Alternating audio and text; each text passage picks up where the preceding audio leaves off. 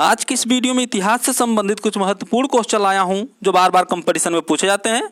तो चलिए आज की इस वीडियो को शुरू करते हैं। पहला प्रश्न देखते हैं, किस शासक को गुलाम का गुलाम कहा जाता है? जो इसका सही उत्तर है वह है इल्तुतमिश। इल्तुतमिश को गुलाम का गुलाम कहा जाता है क्योंकि इल्तुतमिश कुतुबुद्दीन ऐबक का गुलाम था और कुतुबुद्दीन ऐबक मोहम्मद गौरी का गुलाम था, इसलिए इल्तुतमिश को ही गुलामों का गुलाम कहा जाता है। अगला प्रश्न देखते हैं, इब्न बतूता भारत किसके शासनकाल में आया था? जो इसका सही उत्तर है वह है मोहम्मद बिन तुगलक। इब्न बतूता भारत में मोहम्मद बिन तुगलक के शासनकाल में आया था 1333 ईस्वी में। यह जो मोरक्को का यात्री था। अगला प्रश्न देखते हैं, किसको हजार दिनारी के नाम से जाना जाता है? जो इसका सही उत्तर है वह है मलिक काफूर।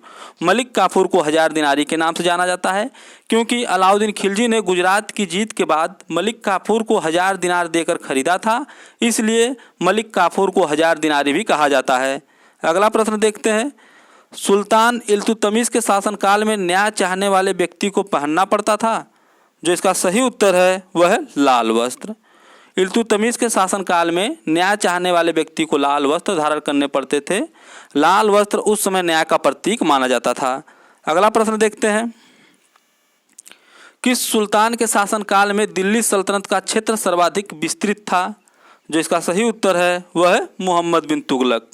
अगला प्रश्न देखते हैं, दिल्ली सल्तनत में कुल कितने राजवंश हुए? जो इसका सही उत्तर है वह है 5।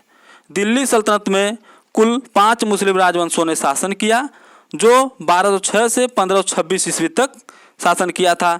दिल्ली सल्तनत का अंतिम शासक इब्राहिम लोदी था, जिसे 1526 ईस्वी में पानीपत की प्रथम लड़ाई में बाबर ने पराजित करके दिल्ली सल्तनत का अंत कर दिया और एक नए वंश की स्थापना की जिसका नाम है मुगल वंश।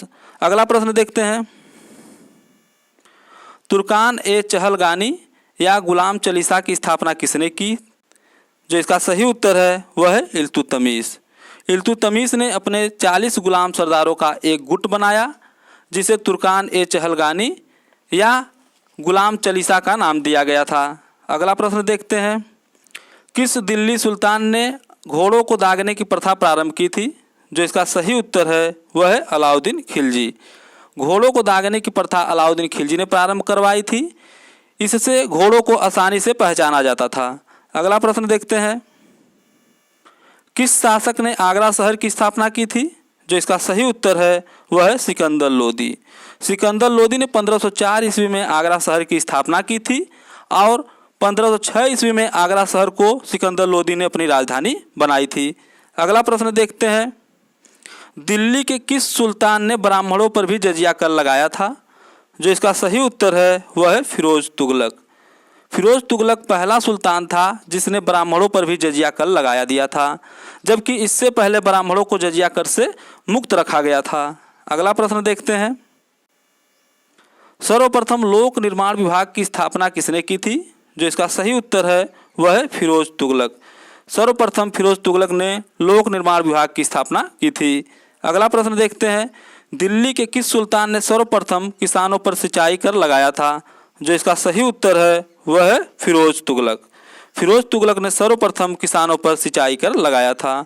अगला प्रश्न देखते हैं, तबकात ए नासरी के लेखक कौन है? जो इसका सही उत्तर है वह है मिनहाज उस सिराज।